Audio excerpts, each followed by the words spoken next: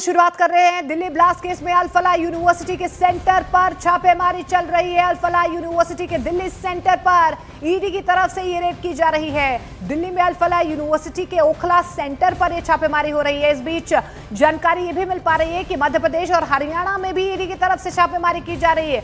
Al Falah university को कहां से फंडिंग मिलती थी, कितनी फंडिंग मिलती थी, किस तरीके से यहां पर टेरर मॉड्यूल डेवलप किया जा रहा था, क्योंकि अब सीधे तौर पर यूनिवर्सिटी कहीं ना कहीं आतंक का अड्डा बनती हुई नजर आ रही है और इसी भूमिका की जांच ईडी की तरफ से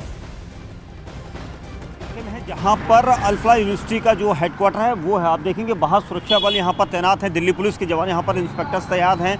और सबसे अहम चीज़ और ये कि यहाँ पर ईडी की जांच होनी थी, आज से ही जांच शुरू कर दी गई क्योंकि फंडिंग को लेकर ये सारी जांच हो रही है। आप देखेंगे अंदर तक आपको गाड़ियाँ दिखाई देंगी, यहाँ पर जो टीमें हैं वो यहाँ पर हैं ईडी की, क्योंकि सबसे अहम चीज़ ये था कि इस पूरे मामले में जो जाँच होनी थी वो कब से शुरू होगी, क्योंकि ईडी ने इस पूरे मामले में जो जाँच एजेंसियाँ हैं NIA और दूसरी जाँच एजेंसियाँ उनसे पूछताछ की थी और उनसे पूछताछ करके उनसे जानकारियां जुटाई गई। उसके बाद ईडी ने इस पूरे मामले में अल-फलाह यूनिवर्सिटी के अंदर जो फंडिंग होती है अल-फलाह यूनिवर्सिटी के पूरे स्टाफ से यहाँ पर पूछताछ की कोशिश यहाँ पर इसलिए की जा रही क्योंकि फंडिंग को लेकर सबसे बड़ा सवाल था। इतने समय से लंबे समय से फंडिंग चल रही थी अल-फलाह यूनिवर्सिटी के अंदर, जिस तरह से एक ऐसे मॉड्यूल का यहाँ पर भंडाफोड़ हुआ था जो अल-फलाह यूनिवर्सिटी के अंदर से ऑपरेट हो रहा था, वहाँ के कमरा नंबर 13 से ऑपरेट हो रहा था। तो इसको लेकर यहाँ पर एक बड़ी फंडिंग का यहाँ पर आशंका ईडी को पहले से थी और इसीलिए ईडी को ये जिम्मा सौंपा गया था कि वो भी फंडिंग को लेकर यहाँ पर जांच करें। और अब आप देखेंगे यहाँ पर ईडी और जो जांच एजेंसियों की टीम है वो यहाँ पर पहुंची है। सबसे अहम चीज़ ये कि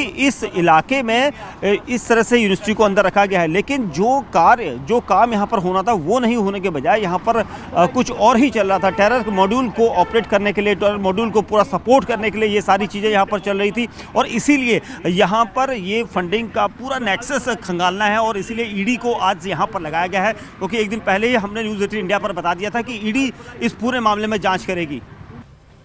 और दिल्ली ब्लास्ट केस में उमर का दूसरा मददगार गिरफ्तार है। NIA ने जसीर बिलाल वानी को श्रीनगर से गिरफ्तार कर लिया है। जसीर वानी को पटियाला हाउस कोर्ट में पेश NIA करने वाली है। सूत्र बताते हैं कि जसीर ने आतंकी उमर को तकनीकी सहायता यहां पर दी थी, यानी कि मदद की थी ड्रोन बनाने में। दरअसल जसीर बिलाल वानी माहिर बताया जा रहा है और इसने अपने इसी शातिराना अंदाज का जो इस्तेमाल है वो उमर को मदद के तौर पर यहां दिया, जिसके बाद अब ये भी कानूनी शिकंजे में है।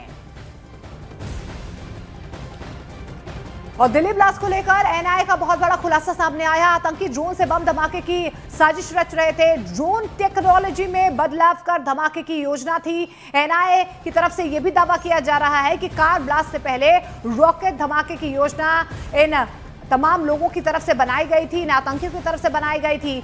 NIA की तरफ से यह भी जानकारी दी गई है टेक्निकल एक्सपर्ट की मदद लेना चाहते थे ये सभी आतंकी, यानी कि बहुत बड़ी साजिश की फिराक में थे।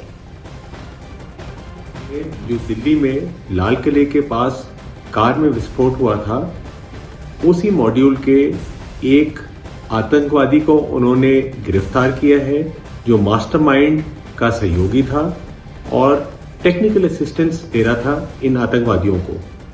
इस टेक्निकल असिस्टेंस में वो ड्रोन्स को मॉडिफाई करने की साजिश में शामिल था और रॉकेट लॉन्च करने की भी कोशिश कर रहे थे।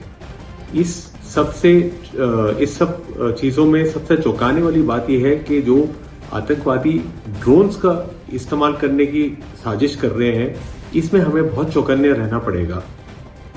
और दिल्ली धमाके की साजिश की जो ये तस्वीर है अब लगातार हर दिन के साथ साफ होती जा रही है। 10 नवंबर को दिल्ली के लाल किले के पास कार से धमाका हुआ था। अब तक इस धमाके में 3 किरदार बहुत साफ है। पहला आतंकी डॉक्टर उमर नबी, जिसने लाल किला मेट्रो स्टेशन के पास कार से धमाका किया था I-20 कार, और यह धमाका आत्मघाती हमला था। अब उमर के 2 मददगार गिरफ्तार हुए हैं। पहले मददगार को NIA ने दिल्ली से धर दबोचा, नाम है आमिर राशिद। आमिर राशिद फिलहाल 10 दिन की NIA रेड पर है। वहीं जिस कार में धमाका हुआ वो आमिर के नाम से ही खरीदी गई थी। इसमें दूसरा किरदार है जासिर बिलाल वानी। वो उमर के साथ काम कर चुका है, वो उमर को तकनीकी सलाह देता था और सबसे खास बात यह है कि वो ड्रोन बनाने में एक्सपर्ट था। तो ये गिरफ्तारी यहां पर हो चुकी है।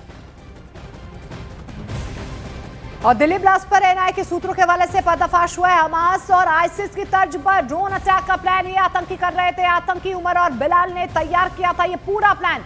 सूत्र ये भी दावा कर रहे हैं कि ड्रोन अटैक के लिए पेशेवर टेक्निकल एक्सपर्ट से यहां पर सीधे तौर पर मदद ली जा रही थी। और दिल्ली धमाके की जांच अब साफ तौर पर पाकिस्तान के अकाउंट तक पहुंच रही है। लश्कर से लेकर टीआरएफ और जैश ए मोहम्मद तक धमाके के शामिल होने का जो शक है उसी आतंकी नेटवर्क की तरफ इशारा कर रहा है जो भारत के खिलाफ लगातार साजिश रचता रहा है।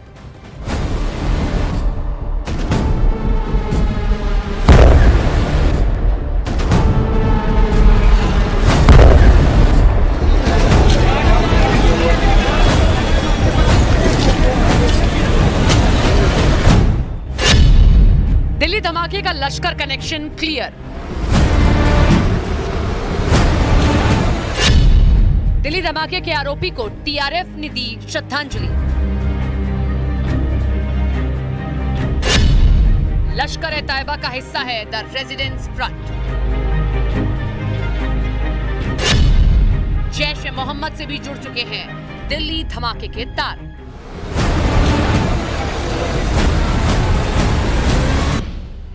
पहलगाम में हुए आतंकी हमले का जिम्मेदार द रेजिडेंस फ्रंट यानी कि टीआरएफ अब दिल्ली धमाकों के आरोपियों से खुलेआम हमदर्दी दिखा रहा है। लश्कर ए तैयबा से जुड़े टीआरएफ ने दिल्ली के लाल किले के पास हुए धमाके की जिम्मेदारी भले ही न ली हो, लेकिन संगठन ने एक पोस्ट जारी कर यह साफ कर दिया कि हमला करने वाला उसका समर्थक था।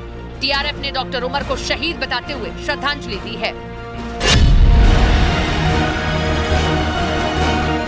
इस बीच दिल्ली ब्लास्ट में शामिल बाकी आरोपियों के भी पाकिस्तान से जुड़े आतंकी संगठनों से संबंध सामने आ रहे हैं। जांच एजेंसियों को लगातार ऐसे डिजिटल ट्रेल और संपर्क मिल रहे हैं जो साफ संकेत देते हैं कि इस पूरी साजिश की डोर सीधे पाकिस्तान में बैठे हैंडलर्स के पास थी।